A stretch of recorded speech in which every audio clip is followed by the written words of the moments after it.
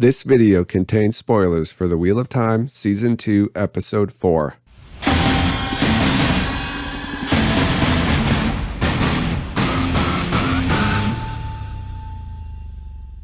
Episode 4, Daughter of the Night.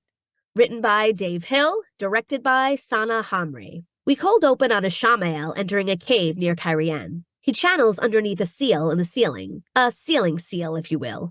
He recites an incantation in the Old Tongue, and the seal explodes, revealing a naked woman with long dark hair who is absolutely saturated in blood.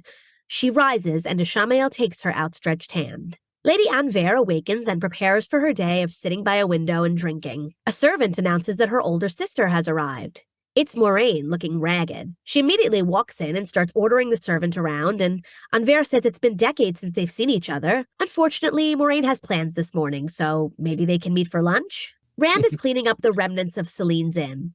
Selene doesn't know that he's the one who burned it down. She invites Rand to get away with her for a bit, to her family's cabin in the mountains.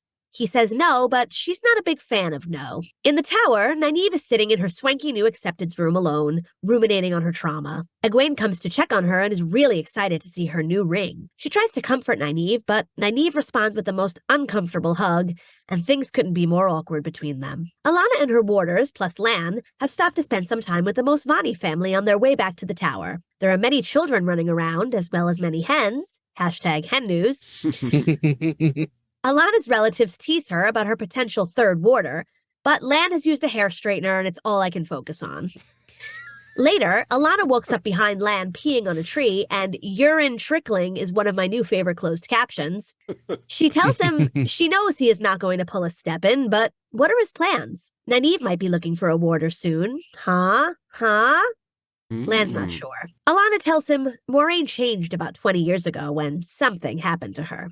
Moiraine looks through her old, dusty bedroom and reminisces about her life. She takes a bottle of Gildan Red and heads to the sanitarium, where she asks about Rand and then confronts Logain, who blames her for everything that's happened to him. Well, he's right, because she literally had him sent here to meet up with and train Rand. Man, she's good. Logain doesn't want the wine, but he does want Moraine's dagger. If Logain teaches Rand everything he knows about channeling, Moiraine will give Logain that dagger to do what he wants with it. Elaine and Egwene mop a hall in the tower as Egwene laments about her relationship with Nynaeve. She wants to be there for her, but doesn't know how. Nynaeve goes to the warder's quarters, but her friends aren't there. Another warder hits on her, while Liandrin listens in. A woman hands Liandrin a letter about the western shore being under attack. When she confronts Leane about it, the keeper tells her they already sent some sisters to check it out, and to basically mind her own business. Liandrin leaves with a thinly veiled threat about both Swan and Leane getting deposed. Elias and Perrin are traveling with a pack of wolves to find the caravan. Elias explains they are wolf brothers, but don't be stupid, Perrin, you won't turn into an actual wolf. 1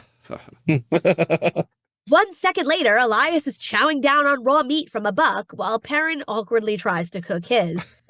Elias tells him he and the wolves have been following Perrin a long time, and they helped him escape the White Cloaks. Perrin's been sending them images of Layla in his sleep. One of the wolves, who also lost his mate, feels close to Perrin and shows him his name in a vision. Hopper.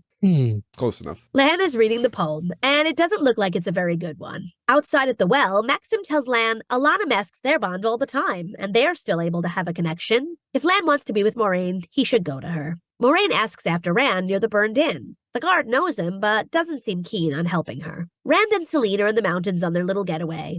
She talks to him again about the man she used to love and how they were so good when they were alone together. Rand wishes he could have just stayed in his peaceful home where nothing was wrong with the world. They kiss on the mountainside, and this is truly a love story for the ages. Mat and Min dice in an inn, but Mat is still terrible at this. Min tells the bartender that she is waiting for someone who will be meeting her in the attic. Liandrin finds Nynaeve wallowing in the testing room. She talks to her about how hard it is to be Aes Sedai and watch everyone you love pass away around you. She really bonds with Nynaeve and gives her advice on how to deal with her pain, then drops a little nugget of info that Perrin and Loial have been captured and taken to Falme, but she doesn't want Nynaeve to freak out or anything. Lan tells Ivan about how much it hurt when Moiraine said they were never equals. Ivan laughs and says, of course not. Warders are there to remind Aes Sedai they are not gods. While they're outside, Maxim has gone into Lan's things and shown Alanna the poem. Moiraine arrives home, where Anvaire is waiting in her room for a little chat. She says the family looked to Moiraine for help after their uncle ruined them. But Moraine never came back. While she's been away, Anver has been perfecting the game of houses, and now her son is engaged to the queen. She's taken over all Moraine's eyes and ears, and she knows exactly where Rand is because she is now the boss. Yeah, Kit. Elaine and Egwene are drinking again, and I feel like we might have to keep an eye on this issue. Nynaeve busts in, throws the daughter heir of Andor out of her own room. Watch yourself, Nynaeve. Then tells Egwene she is off to Falme with a hope and a dream to rescue Perrin and Loial. Of course, Egwene is going with her. She already let Rand die. She can't let them die, too. The girls sneak through Liandrin's secret passage, and here comes Elaine behind them with my favorite line of the episode. Yes, I'm following you, obviously. Liandrin appears before them and calls Elaine a complication before knocking them all out against the wall with a blast of wind. Ruh-roh. Min has a creepy dream about her two aunts forcing her to work as a fortune teller. Suddenly, Ishamael is seated across from her. He introduces himself and says he could take away her visions if she turns to the dark. She sincerely does not like this, but her choices are extremely limited. Ishamael tells her to bring Mat to Cairhien. Rand and Selene are sleeping outside, even though there's a perfectly good cabin 100 feet away. Rand awakens to a Fade attack. He has no choice but to channel to save Selene. She is horrified at first and recoils from him, but when he says he loves her, she tells him he deserves someone who will love every part of him, even the channeling, and he shouldn't hide it. Alana and her warders discuss the poem. It's a prophecy about Lanfear, the same thing as Ishamael said when he set her free. Selene is tying Rand up in bed, while we hear Ivan and then Ishamael recite the prophecy. Selene says she's a monster too. She starts channeling while sitting atop Rand, and then is run through by a sword from behind. Moraine appears and slits her throat, and this is really weird, but it's the second time we've seen a Rosamund Pike character slit someone's throat during a sex scene. True. Rand immediately channels Moraine against the wall and chokes her. But thank the light for the three oaths, so Rand believes her when she says, that is goddamn Lanfear, so move your ass, Althor. On the ground, Selene, Lanfear, blinks, and her eyes turn black as the other two race away into the night. Yes. Well Excellent. done. Well done. Great reveal.